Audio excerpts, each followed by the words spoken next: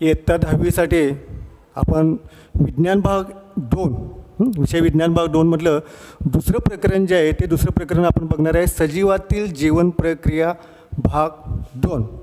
आता या सजीवातील जीवन प्रक्रिया भाग 2 मध्ये आपल्याला एकूण 4 घटक आपल्याला बघायचे आहेत.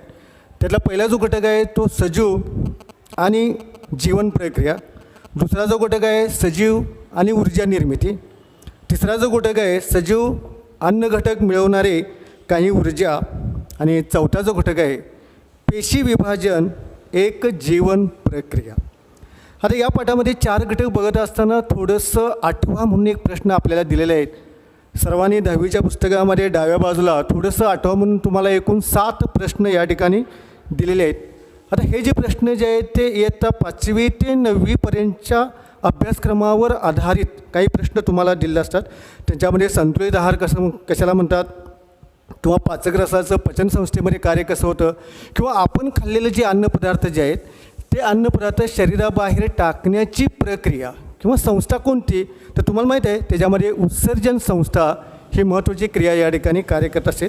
अशा एकूण 7 घटकांचा अभ्यास म्हणजे थोडंसं आठवायचं आहे, त्याची उजळणी आपल्याला करायची आहेत आणि हे सगळे घटक इयत्ता 9वी आणि 8वीच्या प्रकरणामध्ये आपल्याला दिलेले आहेत. त्यातला पहिला घटक आपल्याला बघायचा आहे तो म्हणजे सजीव आणि जीवन प्रक्रिया. त्यातला एक घटक आपण बघूया सजीव आणि जीवन प्रक्रिया.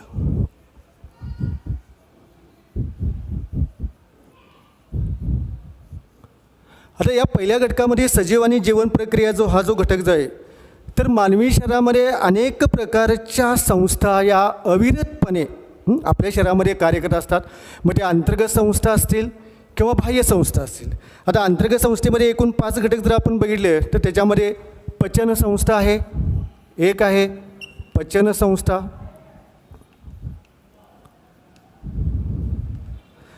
दुसरी जी आपण बघणार आहे ती श्वसन संस्था आहे, पचन संस्था, त्याच्यानंतर श्वसन संस्था. तिसरी जी आहे त्याच्यामध्ये आपण रक्ताभिसरण संस्था,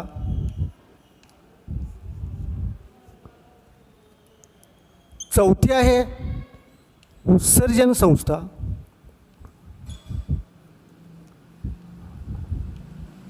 आणि 5वा जो घटक आहे तो म्हणजे नियंत्रण संस्था.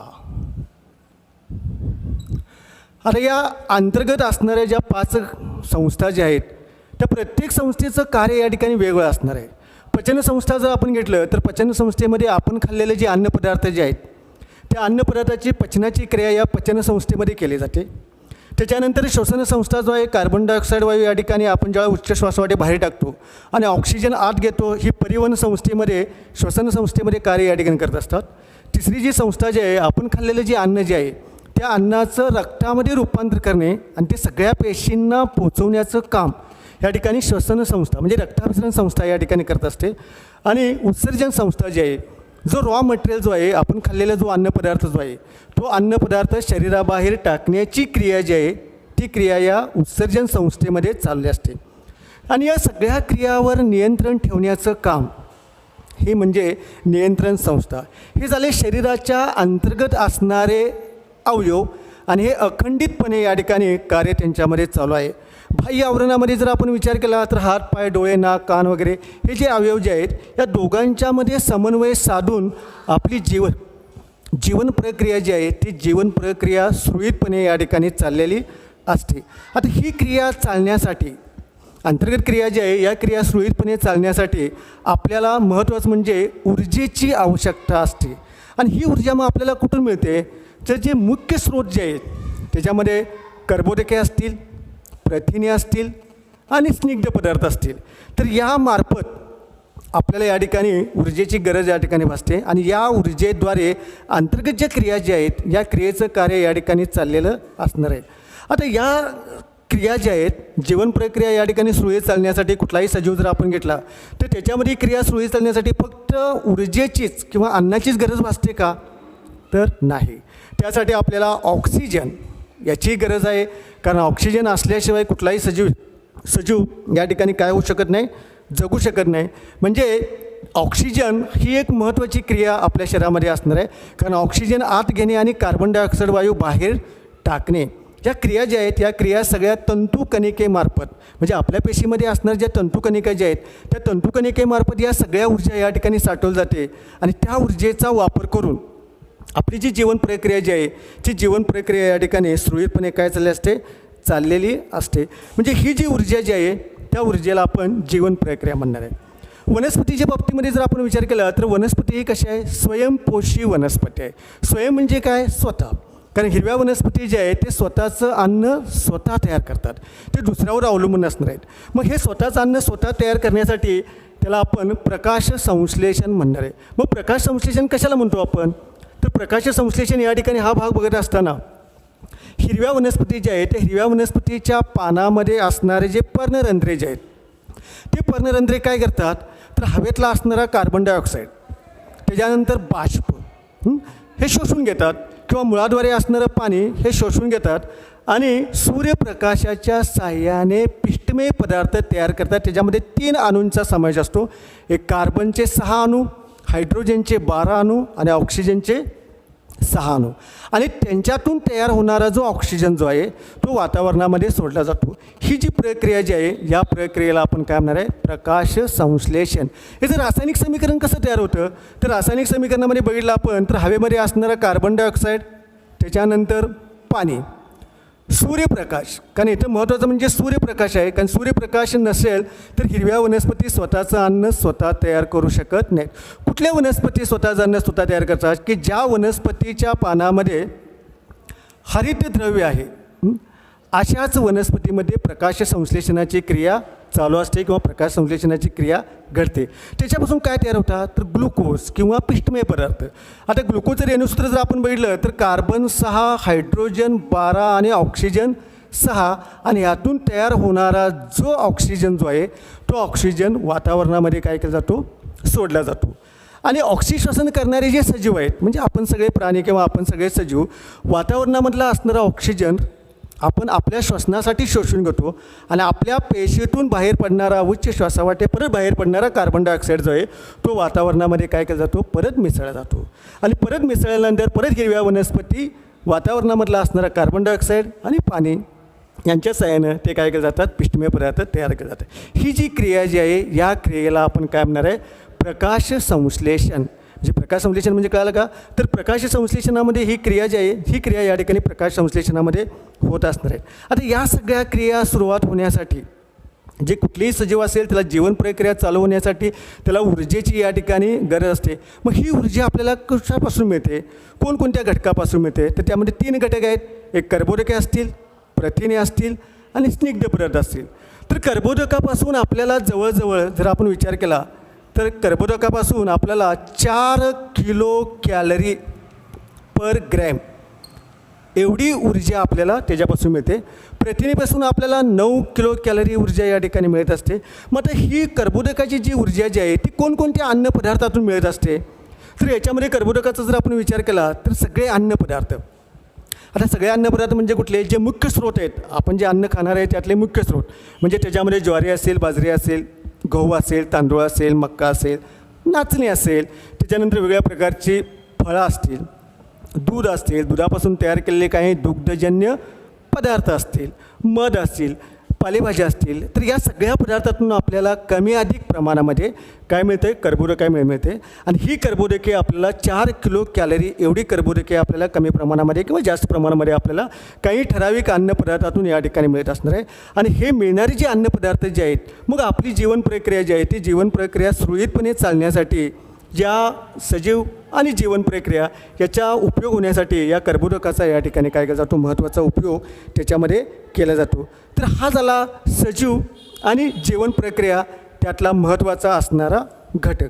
दुसरा जर घटक आपल्याला बघायचा असेल तर दुसऱ्या घटकामध्ये सजीव आणि दुसरा जो आहे तो ऊर्जा निर्मिती. आता याच्यामध्ये काय क्रिया होते, सजीव आणि ऊर्जा निर्मितीमध्ये जर आपण बघितला तर दुसरा घटक आपल्याला बघायचा आहे सजीव आणि ऊर्जा निर्मिती. आता सजीव आणि ऊर्जा निर्मितीमध्ये ह्याच्यामध्ये जर आपण विचार केला तर श्वसन करणारे एक शेजारी आपल्याला आकृती दिलेली आहे. मानवी श्वसनामध्ये श्वसनाची क्रिया या ठिकाणी कशा पद्धतीने चाललेली असते. तर श्वसनाच्या क्रियेमध्ये कोणकोणते घटक या ठिकाणी महत्त्वाचे आहेत. तर पहिल्यांदा आपण जर या ठिकाणी बघितलं तर या ठिकाणी नाक आहे, नाकाच्या बरोबर खाली या ठिकाणी मुख आहे. आता नाकातून निघणारी ही श्वासनलिका आहे, म्हणजे याला आपण नाक म्हणणार आहे. त्याच्यानंतर हे मुख आहे, त्याच्यानंतर ही श्वासनलिका आहे. श्वासनलिका, त्याच्यानंतर श्वासनलिकेच्या बरोबर वरच्या बाजूला जर आपण निरीक्षण केलं तर इथं स्वरयंत्र असतो, त्याला आपण स्वरयंत्र म्हणतो.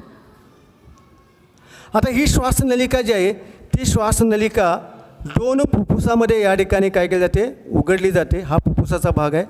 तर आणि हे दोन्ही फुफ्फुस एका पटलानं प्रतिबंध असतात, म्हणजे जोडलेले असतात. त्याला श्वासपटल म्हणतो आपण. याला काय म्हणायचं आहे, श्वासपटल. हे आहे फुफ्फुस. आता श्वासनलिका जी आहे ज्यावेळेला फुफ्फुसामध्ये ओपन होते किंवा फुफ्फुसामध्ये ज्यावेळेला उघडली जाते तर त्या श्वासनलिकेमध्ये बारीक बारीक घटक या ठिकाणी तयार होतात. त्याला श्वसनिका म्हणतात. त्याला श्वसनिका म्हणतात. आणि ही जी श्वसनिका जी आहे ती पुढच्या बाजूला एका वायुकोशामध्ये या ठिकाणी फुग्याचा जसा आकार असतो तर त्या फुग्याच्या आकारासारखे वायुकोश या ठिकाणी असतात आणि ते वायुकोश या ठिकाणी तयार होतात. त्याला काय म्हणायचं आपल्याला, वायुकोश. आता या वायुकोश म्हणजे काय, ह्याच्यामध्ये असणारा जो ऑक्सिजन जो आहे तो ऑक्सिजन या ठिकाणी साठवला जातो आणि तो परत पेशींना या ठिकाणी पोचवण्याचं काम या ठिकाणी ह्याच्यामध्ये असणार आहे. म्हणजे सजीवामध्ये ऊर्जा निर्मिती या ठिकाणी कशा पद्धतीने होते तर तो भाग या ठिकाणी आपल्याला बघत असताना श्वसनाच्या क्रियेमध्ये दोन भाग आपल्याला या ठिकाणी बघायचे आहेत. एक दोन पद्धतीने श्वसनाची क्रिया त्याच्यामध्ये तयार होत आहेत. एक शरीर स्तर आणि दुसरा जो आहे तो म्हणजे शरीर स्तर आणि दुसरा जो आहे पेशी स्तर. आता शरीर स्तरामध्ये जर आपण विचार केला तर त्याच्यामध्ये वायूची देवाणघेवाण होते. म्हणजे काय होणार आहे, ऑक्सिजन आणि कार्बन डायऑक्साईड वायू, म्हणजे वातावरणामधला असणारा ऑक्सिजन आत घेणे आणि उच्च श्वासावाटे कार्बन डायऑक्साईड वायू बाहेर टाकणे. पेशी स्तरामध्ये काय नक्की करायला होते तर पेशी स्तरामध्ये आपण खाल्लेलं अन्न जे आहे तर त्या ऑक्सिजनचा वापर करून त्याच्यामध्ये जी ऊर्जा तयार केली जाते आणि त्याच्यापासून जी श्वसनाची क्रिया तयार होते त्याला आपण विनाऑक्सी श्वसन म्हणणार आहे. ही पेशी स्तरावर अवलंबून असते. म्हणजे ऑक्सी श्वसनामध्ये शरीर स्तर आणि पेशी स्तर हे दोन स्तर आपल्याला या ठिकाणी वापर केला जातो. ऑक्सिजनामध्ये काय होतं, ऑक्सिजन आणि कार्बन डायऑक्साईड यांचा वापर करून शरीर स्तरामध्ये ऑक्सी श्वसन आपण म्हणणार आहे. आणि पेशी स्तरामध्ये काही अन्नपदार्थ जे आहेत ऑक्सिजनचा उपयोग करून त्या वायूची देवाणघेवाण या ठिकाणी त्याच्यामध्ये केली जाते. त्याला आपण विनाऑक्सी श्वसन या ठिकाणी म्हणणार आहे. आता आपण जे अन्नपदार्थ आहे ती ऊर्जा निर्माण होते कसं, प्रामुख्याने जर आपण निरीक्षण या ठिकाणी केलं तर कर्बोदकाचा उपयोग मुख्यत्वे करून या ठिकाणी दररोज आवश्यक असणारा घटक असणार आहे ती ऊर्जा जी आहे मिळवण्यासाठी आपल्याला ज्या वेळेला कर्बोदकापासून ऊर्जा मिळवली जाते ती सगळी ऊर्जा ATPमध्ये साठवली जाते. आता ATP म्हणजे काय, ॲडिनोसिन ट्रायफॉस्फेट. आता या ATPमध्ये साठवलेली ऊर्जा जी आहे त्या ऊर्जेचा जो पिष्टमय पदार्थ जो असेल आणि कर्बोदके असतील याचं टप्प्याटप्प्यानं काय होतं, ऑक्सिडीकरण होतं. ऑक्सिडीकरण म्हणजे काय, विघटन. तर विघटन या ठिकाणी होणार आहे आणि विघटन झाल्यानंतर ही जी क्रिया जी आहे ती पेशी स्तरावर होते. म्हणून त्याला काय म्हणायचं आहे, पेशीस्तरीय आवरण असं आपण म्हणणार आहे. आता या पेशीस्तरीय आवरणामध्ये दोन प्रकार आपल्याला बघायचे आहेत. एक ऑक्सी श्वसन आणि दुसरा जो आहे तो म्हणजे विनाऑक्सी श्वसन. मग ऑक्सी श्वसन कशाला म्हणायचं आहे, विनाऑक्सी श्वसन कशाला म्हणायचं, तर ऑक्सी श्वसनामध्ये ज्या ठिकाणी ऑक्सिजनचा वापर केला जातो त्याला ऑक्सी श्वसन म्हणायचं आहे. आणि विनाऑक्सी श्वसनामध्ये ऑक्सिजन विरहित म्हणजे इथं ऑक्सिजनचा वापर केला जात नाही तरी पण त्यांच्या पेशीमध्ये श्वसनाची क्रिया तयार होते त्याला काय म्हणायचं आहे, विनाऑक्सी श्वसन म्हणायचं आहे. तर ह्या अशा पद्धतीनं या ऑक्सी श्वसन आणि विनाऑक्सी श्वसनामध्ये जर आपण निरीक्षण केलं तर ऑक्सी श्वसनामध्ये परत 3 प्रकार या ठिकाणी पडले जातात. तर त्या 3 प्रकारामध्ये ग्लुकोजचं विघटन कसं होतं, त्याच्यानंतर ट्रायकार्बोक्झिलिक आम्लाचं चक्र कसं तयार होतं आणि तिसरा जो घटक जो आहे तो म्हणजे इलेक्ट्रॉनचं वहन आणि त्याच्यामध्ये साखळी अभिक्रिया. तर हा जो भाग जो आहे तिसरा घटक जो आहे हा भाग आपण नंतरच्या तासाला या ठिकाणी बघणार आहे. तर आजच्यापुरतं एवढंच आपण या ठिकाणी बघायला आहे. सजीव आणि ऊर्जा निर्मिती सजीवामध्ये कशी होते, तर या ठिकाणी आकृती महत्त्वाची आहे. आकृतीमध्ये दिलेली नावं जी आहेत ती नावं आपल्याला या ठिकाणी सांगता आलं पाहिजे आणि प्रत्येकाचं कार्य जे आहे ते कार्य वेगवेगळ्या पद्धतीने या ठिकाणी आहे. तर नेक्स्ट टाईम आपल्याला तिसरा घटक आपल्याला या ठिकाणी बघायचा आहे आणि तो तिसरा घटक म्हणजे काही अन्न घटक मिळवणारी ऊर्जा कशा पद्धतीनं आपल्याला अन्नापासून ऊर्जा मिळवली जाते, वेगवेगळ्या घटकामध्ये त्याचं रूपांतर कसं होतं, पायरुव्यिक आम्ल कसं तयार होणार आहे, त्यातून पिष्टमय पदार्थ कसे तयार केले जातात, हा सगळा घटक आपण पुढच्या तासाला जो तिसरा घटक जो आहे तो तिसरा घटक आपण त्याच्यामध्ये बघणार आहे. ठीक आहे, थँक्यू.